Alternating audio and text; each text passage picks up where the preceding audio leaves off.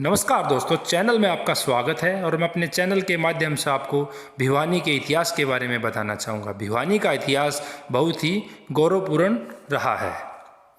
दिल्ली के आखिरी सम्राट अनंगपाल तोमर, जिसे हम अनंगपाल तंवर भी कह सकते हैं, उनके पुत्र शालिवाहन तंवर हुए और उनके पुत्र निहाल तंवर हुए और निहाल तंवर के पुत्र राजा धोत सिंह हुए और राजा धोत सिंह के पुत्र जीरत सिंह तंवर हुए। जीरत सिंह के 3 लड़के हुए। पहला लड़का जाटू सिंह कहलाए, दूसरे नंबर के राघू सिंह कहलाए और तीसरे नंबर पे सतरोला सिंह कहलाए। भिवानी की और भिवानी, हासी, हिसार का एरिया इन तीनों भाइयों में बट गया। जाटू सिंह के चौथी पीढ़ी में रतनपाल सिंह हुए और रतनपाल सिंह तंवर के 2 लड़के हुए, नीम सिंह और बाम सिंह। नीम सिंह ने भिवानी की स्थापना की और बाम सिंह ने बलियाली गांव की स्थापना की। तो अब भिवानी के इतिहास के बारे में आते हैं। नीम सिंह ने भिवानी की स्थापना 26 फरवरी 1376 में पंडित किशोरी लाल कौशिक से हवन कराकर एक जाटी के पेड़ के नीचे भिवानी की स्थापना की। नीम सिंह का विवाह चौहान शासक राजा विहड़ देव की पुत्री से हुआ और उनका पुत्र बाछू सिंह हुआ और बाछू सिंह भिवानी का राजा बना और बाछू सिंह एक योग्य शासक था। इसके समय में भिवानी का खूब विस्तार हुआ। राजा नीम सिंह ने अपनी पत्नी के स्वर्ग सिधारने के बाद भिवानी का उनके नाम पर भानी गांव की स्थापना की और भानी से भिवानी बना और भिवानी से फिर यह भिवानी बना, जिसे आज हम भिवानी कहते हैं। राजा नीम सिंह के बाछू सिंह हुए और बाछू सिंह के 2 पुत्र हुए। जौनपाल सिंह बड़े हुए और महिपाल सिंह छोटे हुए। महिपाल सिंह को ही लोहड़ कहा जाता है। एक बार जौनपाल सिंह शिकार करते हुए गलती से दिल्ली के बॉर्डर तक पहुंच गए और जिस समय दिल्ली में तैमूर वंश का शासन था और तैमूर वंश का शासन में सूबेदार खिजर खान का वह एरिया था, उसके सैनिकों ने जौनपाल को बंदी बना लिया। और जब सूबेदार खिजर खान को यह पता चला कि यह भिवानी के राजा जौनपाल हैं, तो वह बहुत ही प्रसन्न हुआ और उसने अपना एक दूत भिवानी भेजा और भिवानी के बताया कि आपका राजा हमने गिरफ्तार कर लिया। उस समय महिपाल उर्फ लोहड़वीर भोजन कर रहे थे और सूचना भिवानी में आग की तरह फैल गई और पूरी भिवानी में मातम फैल गया। फिर बैठकों का दौर चला। निर्णय लिया गया कि महिपाल उर्फ लोहड़ सिंह के नेतृत्व में वीर सैनिकों की एक टुकड़ी गठित किया गया जो मर मिटने के लिए तैयार थी और उन्होंने दिल्ली की तरफ कूच किया। खिजर खान ने लोहड़पीर से वहां पहुंचने पर कहा, अगर आप हमारे घड़े का पानी पी लोगे तो हम आपको भाई को छोड़ देंगे। लोहड़वीर ने फिर भी संयम रखते हुए कहा, ठीक है, मैं यह बात मंजूर करता हूं, और उसने पानी पी लिया। फिर उसने कहा कि मेरे भाई को छोड़ दिया जाए। फिर खिजर खान ने हंसते हुए कहा कि अब तो हम तभी छोड़ेंगे जब पूरी भिवानी मुस्लिम धर्म स्वीकार करेगी। यह सुनकर लोहड़वीर को गुस्सा आ गया और उसने लड़ाई प्रारंभ करी और खिजर खान को हराकर अपने भाई को भिवानी वापस ले आया।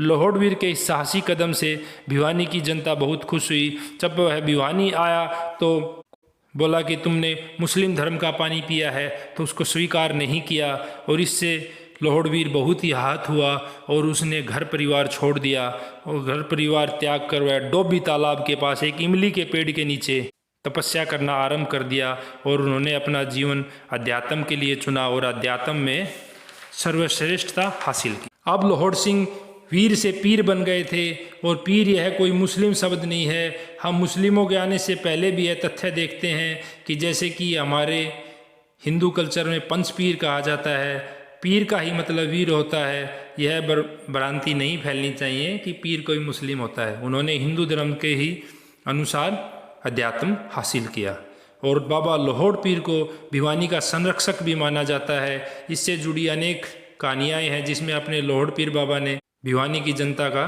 संरक्षण किया है। भिवानी शहर उस समय बहुत ही सुव्यवस्थित शहर होता था और भिवानी शहर के बारे में उस समय एक बड़ी कहावत होती थी कि भिवानी शहर बड़ा गुलजार, 12 दरवाजे, 4 बाजार, शहर के चारों ओर 20 फुट की दीवार होती थी जो शहर में आज भी 4 बाज़ार ही हैं।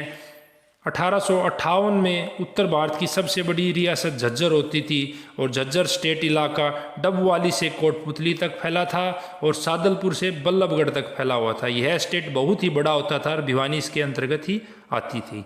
1857 के गदर के बाद झज्जर स्टेट को 12 भागों में तोड़ दिया गया। अंग्रेज़ों के मददगारों को रियासतों में छोटी छोटी रियासतें बनाकर सौंप दी गई। भिवानी गांव उस समय महम ज़िले का हिस्सा होता था और महम के बाद भिवानी को रोहतक ज़िले के हिस्से में डाल दिया गया और उसके बाद हिसार ज़िले में वह काफ़ी दिन शामिल रहा। 12 दिसंबर 1972 को भिवानी को अलग ज़िला बना दिया गया और 1901 में भिवानी इससे पहले तहसील बनी थी। भिवानी में उस समय 12 गेट होते थे, जिसमें Rohtak gate, Meham gate, Tigrana gate, Hasi gate, rail दरवाज़ा gate, Dinod gate, Devsar gate, Halwas gate, Paturam gate, Hanuman gate, Beri gate. 1965 में यह सारे गेट तोड़ दिए गए थे। भिवानी में उस समय 4 बाज़ार प्रचलित थे जो आज भी हैं, बिचला बाज़ार, लोहड़ बाज़ार, हालू बाज़ार, नया बाज़ार।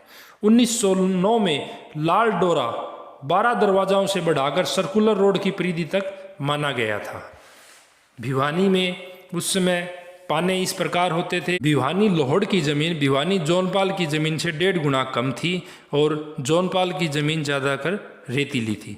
जोनपाल में 8 पाने आते थे, आसियान पाना, वीरवान पाना, नरसान पाना, मन्नान पाना, हदवान पाना, लाखान पाना, कितान पाना और बिखान पाना। भिवानी लोड में 2 पट्टी होती थी उस टाइम, मेघाण पट्टी और मोधाण पट्टी।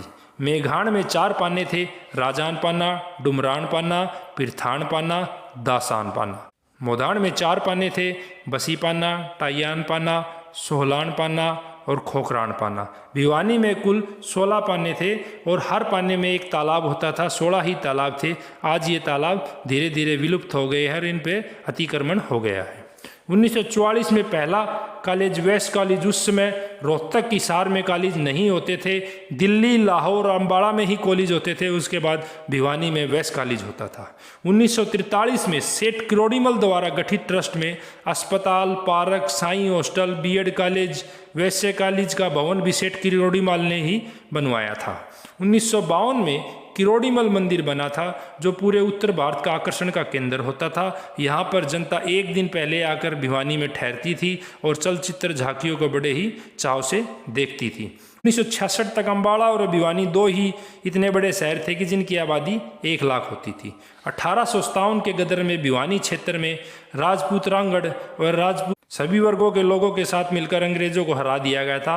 हार होने के बाद 2 अंग्रेज जो उच्च अधिकारी थे वे अपनी जान बचाने के लिए भाग रहे थे, तो सेठ नंदराम कटला के घर पर पहुंचे और नंदराम कटला ने उनको उच्च अधिकारियों को शरण दी और उनके तहखाने में छुपा दिए गए।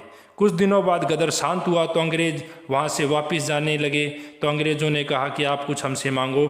सेठ नंदराम ने कहा अगर कुछ देना ही है तो भिवानी से 12 कोस कोई बुच्चड़खाना या पशुवध नहीं होगा और थाने की स्थापना होगी और मंदिर बनाने के लिए कोई टैक्स नहीं लगेगा। ये तीनों भिवानी में बहुत ही मंदिरों का निर्माण हुआ और भिवानी छोटी कैसी कहलाने में यही मुख्य कारण था। सन 1962 में भिवानी अहमदाबाद के बाद टेक्सटाइल में दूसरे नंबर पर था।